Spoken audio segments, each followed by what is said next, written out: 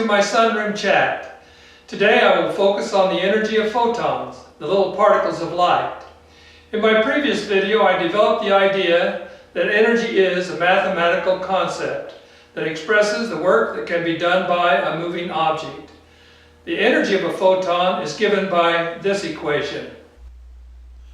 This famous equation was derived by James Clerk Maxwell in the 19th century. E stands for the photon's energy in joules, M stands for the photon's mass in kilograms, and C stands for the velocity of light.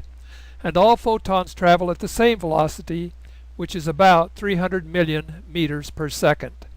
Obviously, Maxwell believed photons were composed of matter while in flight, and he is one of the most brilliant scientists of any generation.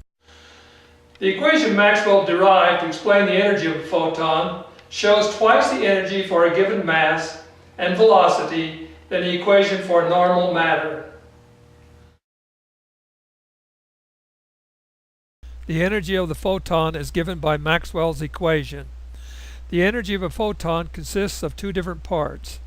A photon is constantly making electric and magnetic fields, and these fields are composed of virtual elastic strings with the capacity to do work when they retract.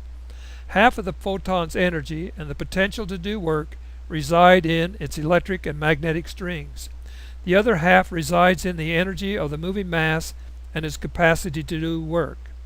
In contrast, the energy of a rock in motion is only half its mass times its velocity squared. The only energy of the rock in motion comes from its mass in motion and its ability to do work. A rock creates no significant free electric and magnetic fields. Einstein decided that the mass of the photon in flight was converted to pure energy. He was forced to make this decision because otherwise his theory of relativity would be false. One of the equations Einstein was using to explain relativity does not allow any mass to travel at the velocity of light. Even the mass of a small photon would become infinite. For this reason, Einstein concluded that a photon in flight becomes pure energy. In contrast, virtual elastic string theory states that the photon is always composed of matter, even in flight. I will take up this subject in my next sunroom chat. Thank you for listening to my sunroom chat. I invite you to read my book and stay in touch.